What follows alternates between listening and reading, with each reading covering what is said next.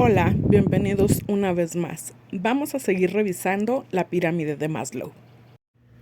Ahora toca revisar con ejemplos el segundo escalón de la pirámide, que se trata de la seguridad o protección. No sin antes recordarles que la pirámide de Maslow se trata acerca de las necesidades que tenemos todos como seres humanos y que para llegar a la autorrealización como persona necesitamos satisfacer las anteriores.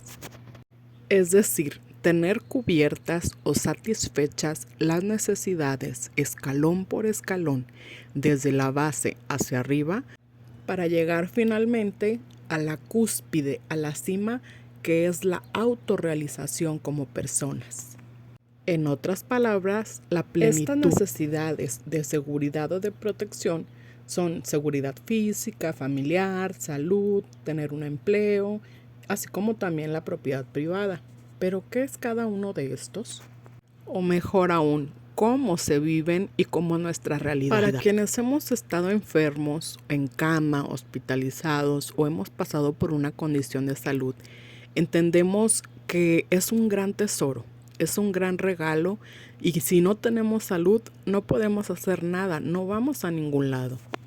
Una vez cubiertas nuestras necesidades fisiológicas, que son súper básicas, aquí el segundo nivel tiene su gran importancia, puesto que gracias a esto vamos a poder convivir con los demás y vamos a tener cierta seguridad porque tenemos satisfechas estas necesidades. Por lo tanto, estar en nuestro peso adecuado, tener una óptima salud, será la base principal para realizar ya otras cosas. En una época en la que se habla de muchas cosas que antes no se hacía. Siendo francos, la salud no solamente corresponde al estado físico, sino que también tiene muchísimo que ver con el bienestar emocional. Entonces, por salud entendemos el bienestar físico, pero también el mental. Seamos francos. Aunque se hacen muchísimas campañas cada año para la detección del cáncer de mama, por ejemplo, en las mujeres, aún hay muchas que se resisten a realizarse ciertos exámenes por vergüenza o simplemente por desidia. Y eso es el caso de las mujeres, que se ha hecho muchísima promoción.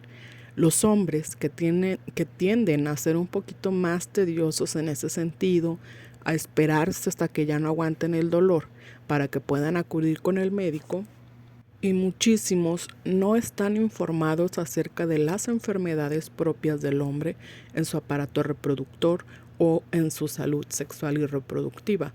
Por eso es muy importante seguir haciendo campañas, pero no solamente hacerlas, sino que realmente las personas se involucren en ellas. Y recordemos que la salud también implica el bienestar emocional. ¿Cuántas personas aún no tienen la capacidad de expresar sus emociones, pensamientos y sentimientos de una manera apropiada, sin lastimar al otro, es decir, con asertividad?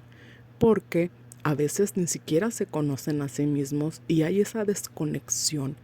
Entonces, la salud es algo muy valioso, pero también hay que trabajarla. Y aunque estemos en tiempos aparentemente modernos, vemos que aún hay muchísimas cosas que se escapan, ya sea por el sistema de salud como tal, por la escasez de medicamentos, los malos tratos en los hospitales, pero también las personas que no son cautelosas si ya son diagnosticadas con una enfermedad, ser disciplinadas en su tratamiento, así como también el hecho de todavía estigmatizar al psiquiatra o al psicólogo para alguna atención emocional, algún trauma, alguna situación a trabajar. En un mundo en el que se puede hablar de muchas cosas, se puede hacer en público otras tantas, pero aún los trastornos mentales causan cierta desconfianza, cierta desinformación, y a veces las personas no lo cuentan por temor o por ser señalados. Un mundo muy moderno y lleno de comodidades, pero también muy carente emocionalmente. La siguiente fuente de seguridad y de protección es la familia. Una vez que ya tenemos salud, que nos sentimos completos física y mentalmente, ahora sí, la segunda fuente es la familia. Es el lugar donde podemos reclinar nuestras penas, compartir nuestras alegrías y los primeros años de nuestra vida queden tatuados en nuestra mente y en nuestro corazón para ser adultos funcionales, ya que dos personas maduras con un bienestar mental y físico se unieron en matrimonio. Y fruto de ese amor son los hijos creados con amor, en un ambiente cálido y seguro donde pueden refugiarse, donde pueden contarles lo que les sucede, las vivencias que pueden tener desde que son pequeños hasta que dejan el hogar. La familia es la base, es el principio y fin de una sociedad, es lo que mantiene a un país al mundo entero. En ella aprendemos hábitos, modales que nos servirán para el resto de nuestra vida, así como también tener las bases para ser personas sanas. ¿Y qué pasa en la realidad? ¿Cuántos hogares están rotos, destruidos? ¿Cuántos matrimonios terminan en divorcio? ¿Cuántas parejas que no llegaron a resolver esos roces o esos pequeños desacuerdos y terminaron por romper la familia? Las infidelidades, las faltas de respeto, que inclusive alguno de los dos pierda la vida por una enfermedad, un accidente o inclusive por cuestiones ambientales. ¿Cómo está la familia hoy en día? ¿Realmente hay familia? ¿Realmente los padres están atentos de lo que hacen sus hijos diariamente? ¿Quiénes son sus amigos? ¿Qué les gusta hacer? ¿O la modernidad de estos tiempos implica ser irresponsable con los hijos, lastimarle las emociones, no apoyarlos en lo que necesitan, no escucharlos, no hacer un ambiente propicio para ellos? Además de la salud física y mental, la familia, otra fuente de protección o seguridad es el empleo. El trabajo nos dignifica, nos hace sentir funcionales, además de recibir esa retribución económica o bien en especie con algún premio, algún bono que nos haga sentir que nuestro trabajo está bien hecho, que somos funcionales, que le servimos a alguien, que nuestro trabajo está impactando en la sociedad, que quizá mi trabajo, mi mano de obra llega a otros países, o que con esta actividad que yo realizo, este trabajo que yo hago, algunas familias se pueden beneficiar de lo que yo vendo, de lo que yo hago. También nos permite afinar nuestras habilidades sociales al tener cerca a nuestros compañeros de trabajo, por un tiempo prolongado, por un tiempo corto, pero a final de cuentas convivimos con ellos por un lapso de tiempo muy largo. Esto posiblemente cree amistades o, si no es así, pues al menos tener un buen ambiente laboral que además de la paga nos haga sentir a gusto con lo que somos porque estamos haciendo algo productivo, pero que también nuestro ambiente laboral sea fabuloso para ir a trabajar día a día. ¿Te has puesto a pensar cuántas personas hacen su trabajo o se dedican a lo que estudiaron y además son felices haciéndolo? ¿O simplemente trabajan por unos cuantos pesos porque hay que comer, hay que alimentar a la familia? Y entonces vemos casos en los que el trabajador está cansado, inclusive hay un ambiente laboral muy tenso, ya sea por los jefes que son muy autoritarios, muy estrictos, o entre los mismos compañeros que en lugar de hacerse el día más llevadero y complementario, ponen trabas para que a lo mejor su trabajo no salga como debe ser, o te cargan la mano, te ponen trabajo extra que no es de tu área, pero lo tienes que hacer. ¿Te has preguntado cuánta insatisfacción laboral hay?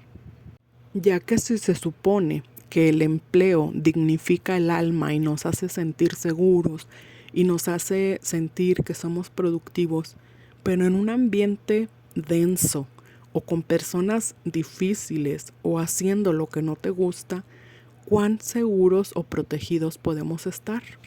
Y agrégale las injusticias laborales, así como también los salarios, la poca oferta, la poca demanda o los sueldos muy bajos. Las horas extras que no serán pagadas. ¿Cuántas caravanas, cuántos mojados hemos visto en las noticias que desean ir a otro lugar para encontrar esa seguridad y esa protección de un empleo digno y bien pagado, bien remunerado, que valga la pena ese cansancio, que valga la pena esa creatividad para hacer las cosas, mano de obra, servicios, lo que sea que a lo que se dedique la persona? Entonces nos encontramos con una realidad muy fuerte, que es el desempleo. Y además de no estar ocupado, de no tener una satisfacción personal y económica, al mismo tiempo sentir todas las deudas encima, el tener 2, 3 trabajos, el hacer demasiadas cosas, o cuando piden demasiados estudios, el tener que prepararme más o al mismo tiempo tener mucha preparación y que no sea retribuido eso de manera económica, que no se vea bien, el ya estudio tenemos que le puse. Salud física y mental. Tenemos una familia donde es nuestro lugar seguro para refugiarnos. Tenemos un empleo digno con un sueldo o un salario que se ajusta perfecto a la realización de nuestras tareas.